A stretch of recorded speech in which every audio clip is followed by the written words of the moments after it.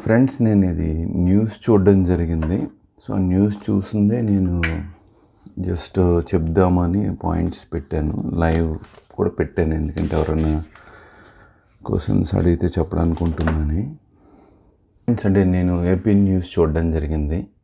YSRCP Jagan party sweep చేసింది. నేను disclaimer ఏంటంటే, నేను ఏ పొలిటికల్ పార్టీకి చెందినవాడిని కాదు. న్యూట్రల్గా నేను న్యూస్ వాచ్ చేస్తాను, ఎనీ సామాన్యమైన వ్యక్తిలాగా. సో ఆ న్యూస్ వాచ్ చేస్తున్నది నేను మీకు చెప్తున్నాను అనమాట, ఏమైంది న్యూస్ అనాలిసిస్ అనేది. సో అది ఒకటి, పాయింట్ 1. పాయింట్ 2, జగన్ గారు ఎలక్షన్ స్వీప్ చేయడం జరిగిందండి. కంగ్రాచులేట్ చేయాలి. టీవీ నైన్లో మన రజనీకాంత్ గారిది చూడడం జరిగింది. టీవీ నైన్లో అన్ని ప్రోగ్రామ్స్ చూడండి, ఎక్సెప్ట్ వెరీ ఇంపార్టెంట్ తప్ప.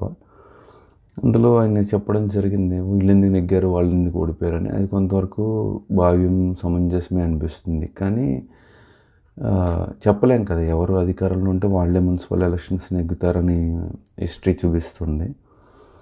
తర్వాత అంటే జగన్ గారి హిస్టరీ చూస్తే, ఆయన వాళ్ళ ఫాదర్ పోయినప్పుడు సీట్ నాదే అన్నారు. ఇక్కడ మనం కూడా అమెరికాలో తెలుగు వాళ్ళు గ్రీన్ కార్డ్ బల్బ్ ఎక్కువ అలాగా.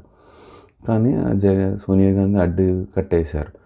అప్పుడు ఆయన రూట్ లెవెల్కి వెళ్ళి పాదయాత్ర చేసి ప్రజల సమస్యలు తెలుసుకుని కోర్టుకు వెళ్ళారు. అత్యధిక ఆశలు ఉన్నదంతా డిఫరెంట్. వెళ్ళి ఇదంతా స్టడీ చేసి ఎన్నికయ్యారు. అంటే ఆ సీట్ నాదే అని గెలుచుకున్నారు ప్రజాస్వామ్య పద్ధతిలో. దాన్ని ప్రజలు అప్రిషియేట్ చేశారు. ఆయన జైల్లో ఉన్న వాటెవర్, బికాస్ అపోజిషన్లో అందరూ కమ్మాళ్ళు ఉండడం, వాళ్ళు ఇది చేయడం వల్ల మొత్తానికి ఆయన నెగ్గారు. దాన్ని అప్రిషియేట్ చేయాలి, దాన్ని ఎక్నాలెడ్జ్ చేయాలి, ఎవరు అపోజిషన్ చేయాలి. అది చెయ్యక మూలాన ఫేక్ సీఎం అని వాటెవర్ అలా అనడం వల్ల వాళ్ళు మొత్తానికి వాళ్ళని లేపడం జరిగింది.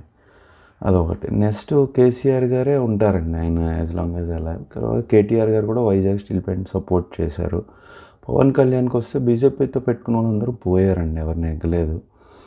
తర్వాత అసదుద్దీన్ ఓవైసీ కూడా అన్నీ తిరుగుతున్నారు, బాగానే ఉంది. మమతా బెనర్జీ మీద అటాక్లు అవి చూసాము. అంటే బీజేపీకి ఎదురు తిరిగిన వాళ్ళు నొక్కేస్తున్నారు, అదే దౌర్భాగ్యం. సో ఈ పాయింట్స్ వెరీ క్విక్గా చెప్పాలనుకున్నాను ఇండియా పాలిటిక్స్ మీద. ధన్యవాదాలు.